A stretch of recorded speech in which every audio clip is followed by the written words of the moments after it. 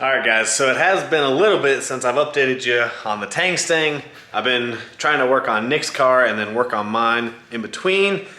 And I really haven't filmed shit with my car because it is essentially an electrical nightmare at this point. So the car runs, the car starts up, it runs, it idles.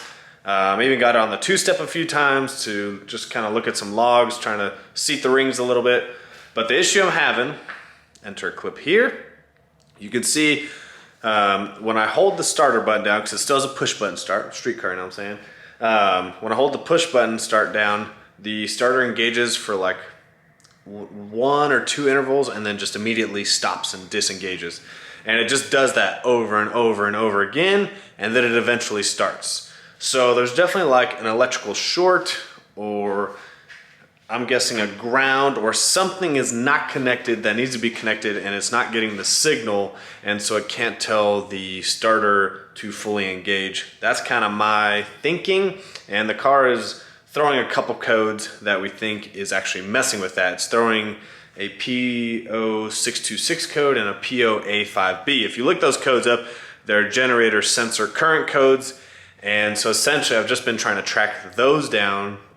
It has to do with the alternator, but the electrical system, if there's a short somewhere, it messes with that sensor. And so I replaced that sensor, tried the sensor off Nick's car, that didn't fix it, tore the whole wiring harness apart, found like 2 wires that had issues, fixed those wires, that didn't fix the issue. I tried fixing all the grounds, redoing the grounds, making sure all the grounds for the chassis and the car were good, that didn't fix it. So we are here now.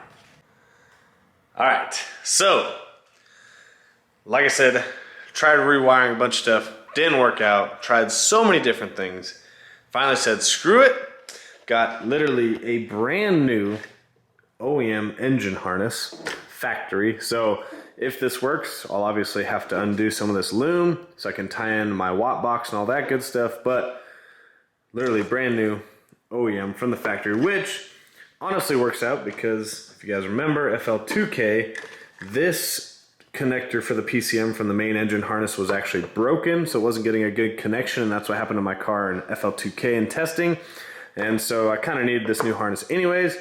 Got the new harness that runs from the battery to the starter to the alternator. That one is the one that I think is actually faulty because it has the trigger wire for the alternator and the starter in there. So that's a separate harness. I got that one. It's under the car. I'm starting to put that in right now. And then I actually got the whole entire front engine chassis harness with fuse box. Because if those 2 harnesses don't fix it, then that's the next harness that has to be in whatever is going on. So hopefully I don't have to do that one. That's kind of the last resort backup plan. And if it's none of those harnesses, well then I'm lighting the damn car on fire and we're starting over with something else. But hopefully it's one of those harnesses. So tonight I'm gonna work on getting those 2 harnesses in, and then tomorrow morning we're gonna test it. If that doesn't work, we gotta get the whole entire front engine or front chassis harness in, try that, and if it doesn't work, then we'll go to the store, get some matches, and light the car on fire. What the fuck?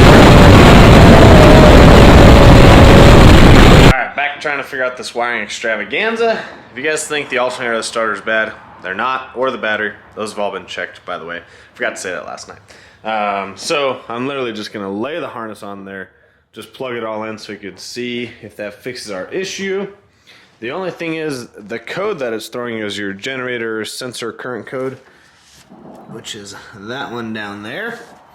That is actually tied into the front chassis harness. I thought it would be tied into either the engine harness or the other harness that are placed with the alternator wire and the starter wiring, but it's actually in that harness somewhere. So if this doesn't fix it, it's definitely gonna have to, we're definitely gonna have to pull that whole front chassis harness and replace it with this one, because obviously that's where the current sensor goes into. So I just switched out the 2 harnesses. I gotta finish plugging it all in, and then we're gonna try and start it up and see if it throws those codes after we delete them. And if it still throws the codes, then we gotta pull that whole chassis harness out, which goes through both sides of the firewall. So that is going to be fun. But hopefully this weekend we get it figured out. Hopefully. All right, guys, moment of truth. So everything's just kind of literally laid on there. Doesn't look good at all, but I want to test it all before I actually take time to cut it apart, clean it up. Obviously, no more cutting plugs off, but before I extend some of the wires that need to be extended like we did before, so it fits properly, and then tuck everything away, tape it up real nice. I just want to put it on there, see if it works. So we're gonna give it some power.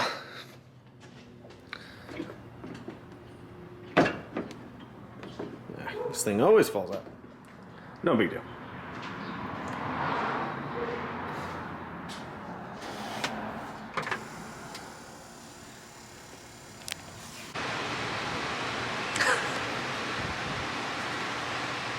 So, fixed the intermittent starting issue.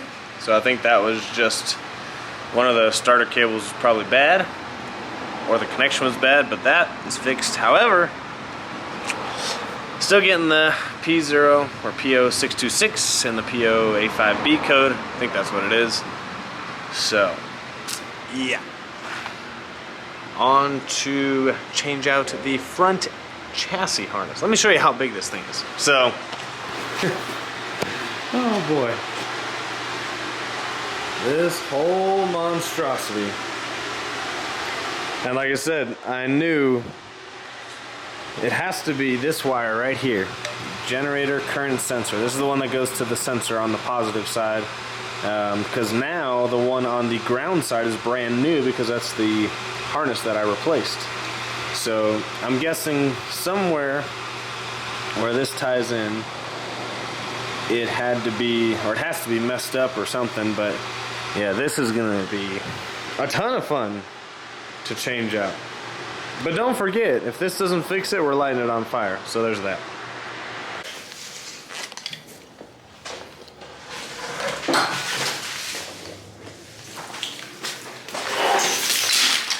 Junk.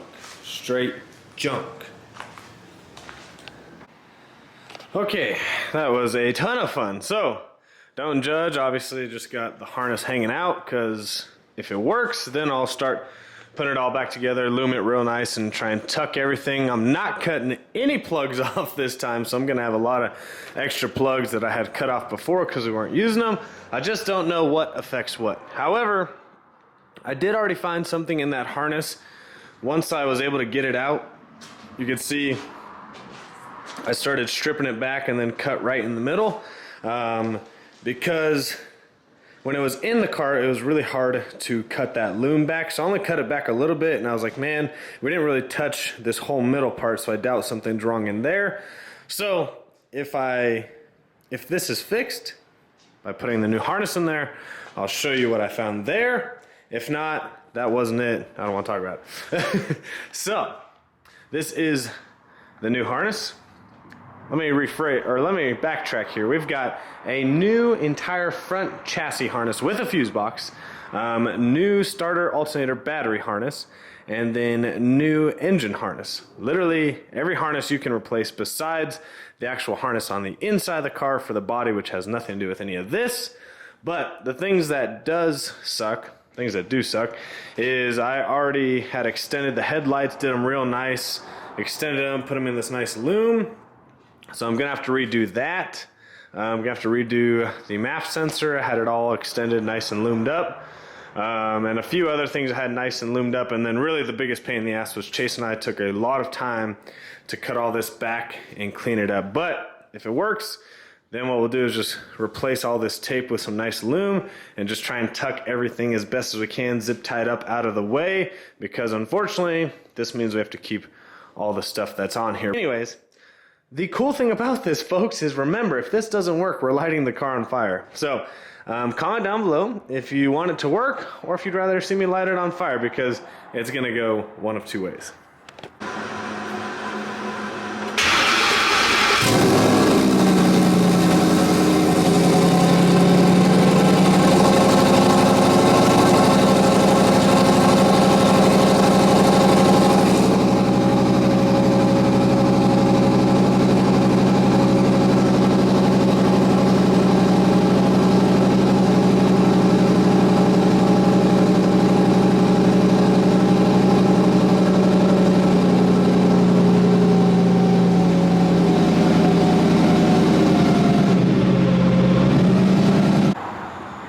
Okay, so of course this starts right up.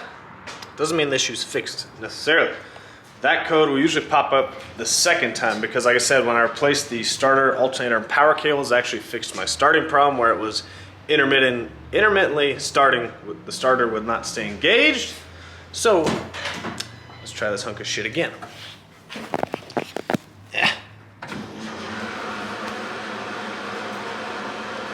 And if you're looking at the air fuels and it looks crazy, well, that's because it's not registering right now, and plus it's on pump gas, so it doesn't really matter because we haven't even done the break-in yet.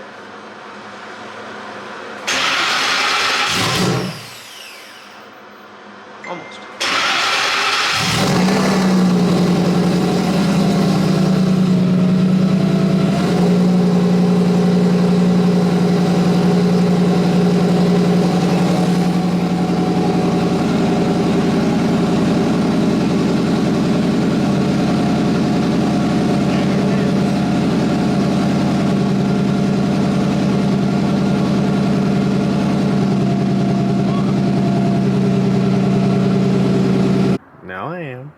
Hello guys. No, this is the end of the video. Licensed real estate agent Kennedy McCall. If you guys are in Texas and need a realtor, specifically Amarillo. Yeah, I was about to say in the surrounding area. And okay. That would be great. All right, well, maybe next time. Okay, bye. But for real, I'm pretty proud of Kennedy. She's doing her thing. She's making moves. So, anyways, the Mustang is running. It's still throwing one generator sensor code. It's actually the opposite one. One is A and one is B. One's on positive and one's on negative, so I'm not sure which one it is, but there's two sensors I showed you guys before. So, but John said that part's not a huge deal. The biggest code we were worried about was the P0 or P0626 code, and we got rid of that one. So somewhere in the harness, that code was being thrown. And I don't know if it's from some of the plugs I had taken off or cut, some of the wires I had cut. Not really sure what it's exactly from, but I ended up completely removing the front chassis harness.